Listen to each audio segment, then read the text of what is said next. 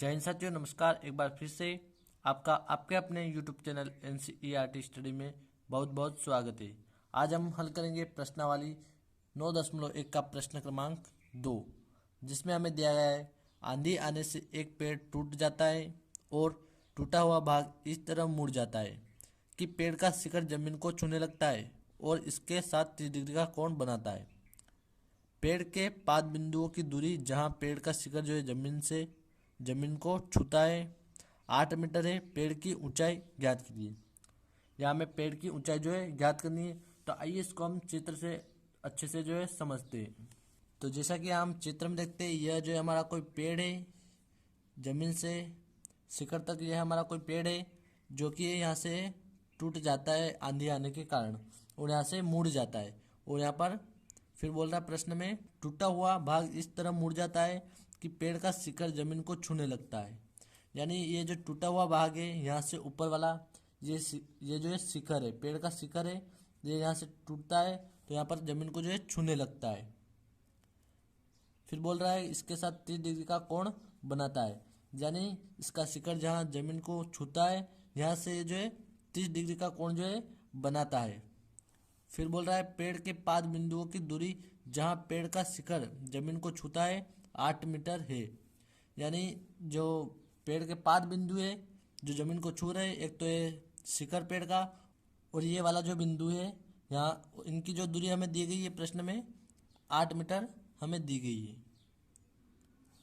फिर बोला पेड़ की ऊंचाई ज्ञात कीजिए। यानी हमें इस पेड़ की ऊंचाई ज्ञात करनी है। यानी यहाँ से यहाँ तक और फिर जो भाग टूटा हुआ है इसकी हमें ऊंचाई ज्ञात करनी है। तो सबसे पहले हम इसको नाम दे देते हैं। यहाँ हम इस बिंदु को A नाम दे देते, इसको B दे देते और यहाँ पर इसे C दे देते और इसको हम D नाम दे देते। इसके बाद हमारा जो पेड़ है AD, इसकी पूरे की हम ऊंचाई मान लेते हैं H है। इसके बाद जो पेड़ है AB, यानी जहाँ से टूटा है उससे नीचे वाले भाग की हम ऊंचाई मान लेते हैं X। इस पूरे की हमने H मानी ऊंचाई और यहाँ से A से B तक ऊंचाई हमने X मानी। तो इसको जब हम प्रश्न में लिख लेते हैं, तो जैसा कि यहाँ पर हमने लिखा, माना पेड़ की ऊंचाई AD H मीटर है। जैसा हम चित्र में देखते हैं, ये वाली जो ऊंचाई है पेड़ की, यहाँ से यहाँ तक AD पूरी H मीटर है और AB यहाँ से यहाँ तक की ऊंचाई है X मीटर। फिर BC यानी ये वाली यहाँ तक H माइनस X मीटर है, क्योंकि पूरे पेड़ की ऊंचाई H है, उसमें से हम AB इसको माइनस कर देंगे जिसको हमने X माना है, तो हमें BC प्राप्त हो जाएगा। फिर AC हमें यानी यहाँ से यहाँ तक 8 मीटर दिया गया है। तो जैसा कि ये हमारा एक समकोण त्रिभुज है, तो यहाँ पर इसके सामने वाली भुजा हमारा हो जाएगी कर्ण और ये वाली ये हो जाएगी लंब और ये हो जाएगा आधार। तो इसके माध्यम से अब हम सवाल को आगे हल करेंगे। यहाँ पर हमें लंब ज्ञात करना है, इसलिए हम देखेंगे कि त्रिकोणमिति का जो अनुपात होते हैं उनमें लंब बटा आधार किसका मान होता है। तो जैसा कि ये हमारा त्रिकोणमिति अनुपात है, इसमें लंब बटा आधार टेन थीटा का मान होता है, इसलिए हम टेन थीटा के फॉर्मूले से इसको हल करेंगे आगे। तो उससे पहले हम लिखेंगे त्रिभुज ABC में, जैसा कि चित्र में देख पा रहे होंगे आप, त्रिभुज ABC यानी ये वाला जो त्रिभुज है में कोण C ये वाला 30 डिग्री है। अब इसको हम टेन थीटा इसके फॉर्मूले से हल करेंगे। टेन थीटा बराबर होता है लंब बटा आधार। तो जैसा कि हम देखते हैं यहाँ पर चित्र में लंब है हमारे पास AB और जो आधार है AC है, तो यहाँ हम लिखेंगे AB बटा AC। अब हम इसमें इनके मान रख देते हैं। तो टेन हमारे पास है यहाँ पर 30 डिग्री बराबर लंब हमने AB इसको माना है हमने X, तो यहाँ हम लिखेंगे X और इसके बटा में हम लिखेंगे AC हमें 8 मीटर दिया गया है, यहाँ हम लिखेंगे 8। उसके बाद यहाँ पर हम लिखते हैं टेन 30 डिग्री का मान होता है 1/√3 होता है, तो यहाँ हम लिखेंगे 1/√3। फिर बराबर में X/8। तो यहाँ पर हम 8 का गुणा, 8 को जो है बराबर से इधर लाएंगे तो 1 के गुणे में चला जाएगा, और 1 का अगर हम 8 में गुणा करेंगे तो हमें 8 प्राप्त होगा।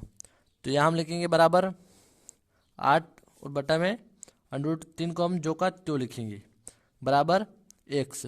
यानी यहाँ पर हमें जो है x जो है यानी ए और बी यहाँ तक की जो लंबाई है पेड़ की हमें प्राप्त हुई 8/√3 हमें प्राप्त हुई।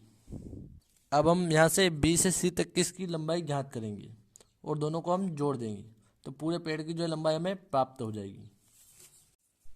तो दोस्तों अब यहाँ पर हम लिखेंगे त्रिभुज ABC में थीटा बराबर हमें 30 डिग्री जो है दिया गया है, यानी ये त्रिभुज ABC है हमारे पास, इसमें थीटा है 30 डिग्री।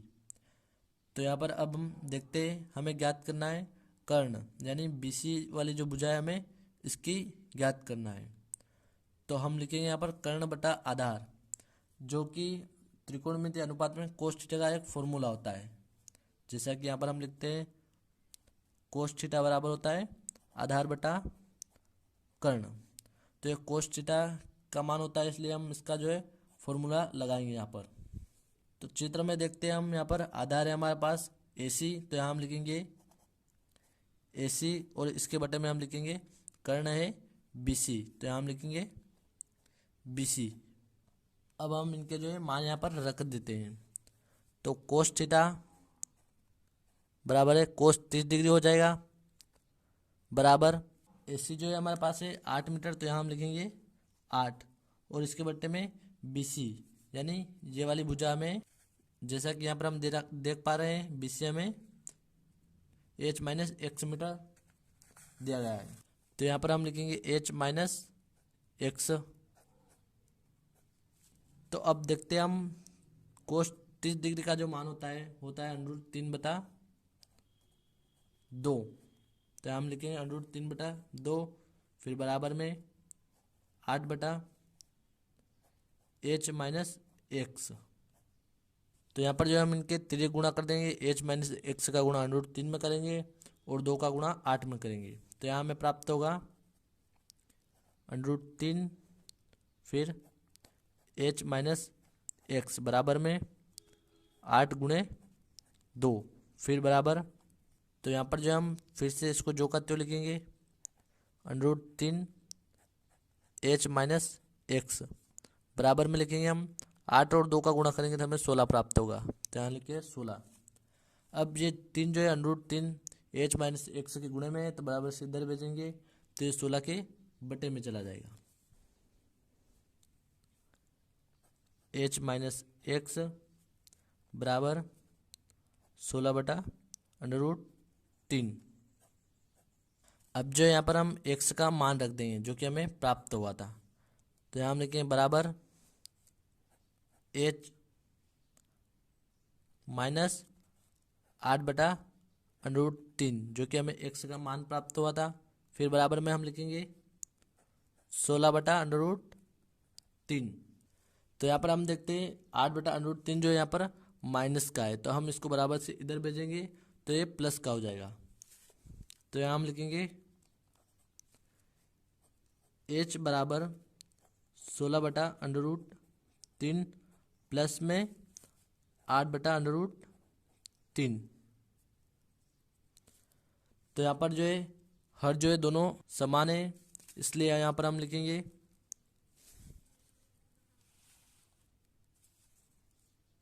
बराबर 16 + 8 और बटे में √3। हर समान है इसलिए इसको हम एक बार लिखेंगे और जो अंश की संख्या है इसको हम जोड़ देंगे। 16 और 8 को जो अगर हम जोड़ेंगे तो हमें h बराबर प्राप्त होगा 24/√3। अब जो है हम यहाँ पर √3 का जो है परिमेयकरण कर देंगे। तो अगर यहाँ पर हम √3 का परिमेयकरण करेंगे तो यहाँ पर हमें प्राप्त होगा 24/√3 और इसके गुणे में भी √3 हो जाएगा। √3 का हम परिमेयकरण कर रहे इसलिए, और फिर इसके गुणे भी √3 हो जाएगा। तो यहाँ पर जो हम देख पा रहे हैं √3 × √3 जो है हमारा हो जाएगा 3। तो यहाँ हम लिखेंगे 24/√3 बटा में 3, ये जो हमें प्राप्त होगा। तो यहाँ से 3 से हम 24 को अगर काटते हैं तो यहाँ पर हमें प्राप्त होगा 8। 3 8 होता है 24। तो यहाँ हमें प्राप्त होगा 8√3, जैसा कि आप यहाँ पर देख पा रहे होंगे। तो यहाँ पर जो हम लिखेंगे, अतः पेड़ की कुल ऊंचाई जो है हमें प्राप्त होगी, ऊंचाई 8√3 मीटर होगी। तो आशा करता हूँ दोस्तों सवाल समझ में आ गया होगा।